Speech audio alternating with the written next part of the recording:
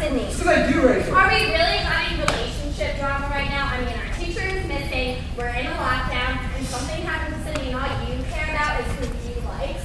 I gotta go. You can't help her, man. I gotta help her. You can't help her. Why not? Because she's dead. She's dead, Jack. Dead? She's dead. You mean someone older? How to be the teacher? He's the only one left. That's what I thought. What do you mean you saw him? Where was he? In the janitor's closet. There was blood on his boots. Did you see the person? What do you want me to go looking for? Alright, listen, I'm not gonna share. We need to get out of here right now. Go out there? There's a crazy person just waiting for us. Saxon does have a point. I mean, we have to get out of here. No matter what, this person's going to find us. Yeah, I'm not staying. Let's go.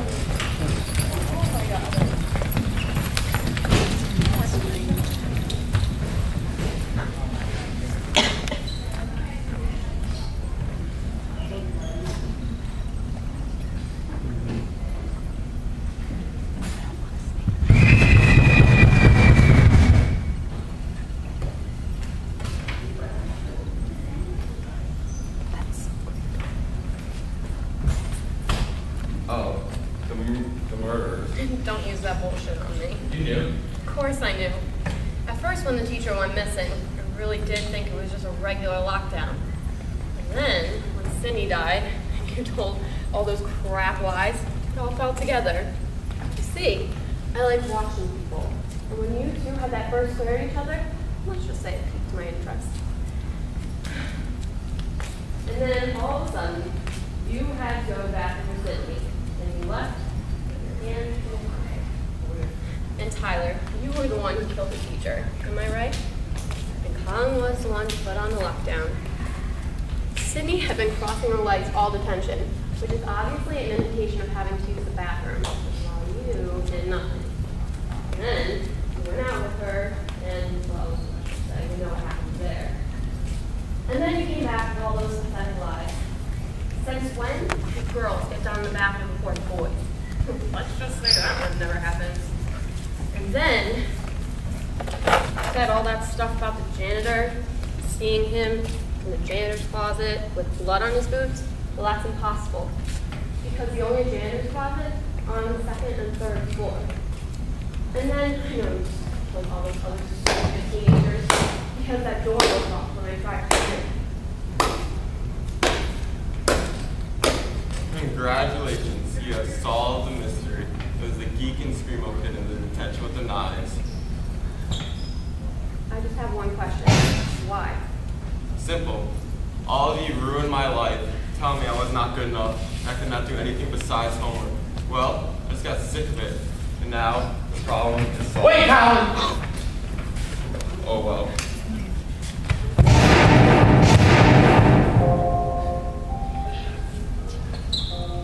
You fell into my trap. You told me I was weak. Well, I was strong enough to kill a whole detention.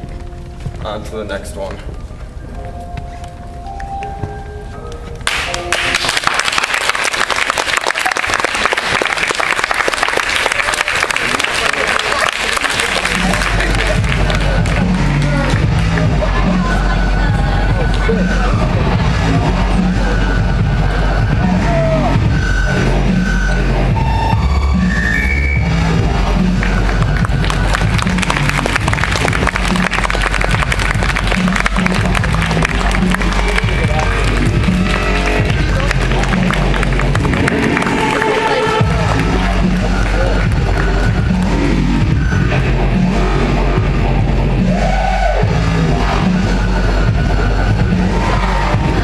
Okay.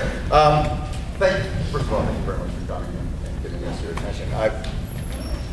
This is the author.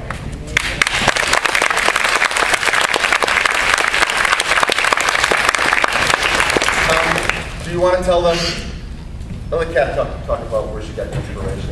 And I mean, unfortunately, it's a topical thing. And talk about why you did what you did. Well, everyone wanted to do a play. And so we all agreed on a topic to do a murder mystery. And so from that topic, no one really wanted to write it. So Stiz was about to pull the plug, and then I told him that I actually wrote the whole thing over vacation. So we ended up doing it. Yeah, I told her when she sent me the email that said, because I had actually said we're not going to do it, and she sent me the email that said, but I did the whole thing. So I read it. I wasn't expecting much. I mean, it's hard to read. And then, you know, she wrote what she wrote.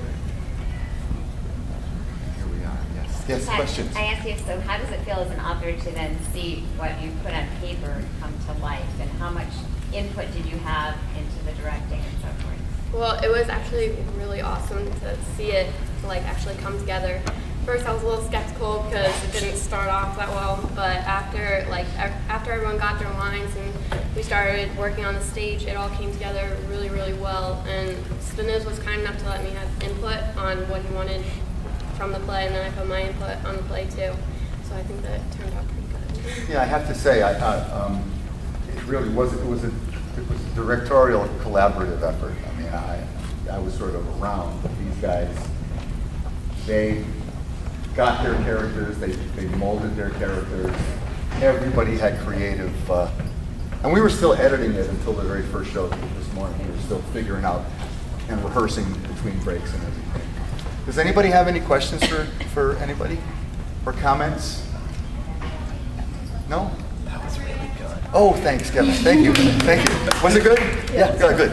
Thank you. Anybody else? Comments? Questions? No? Would any of you consider, I know for many of you this is your first time in a play, would any of you consider doing something again? Excellent.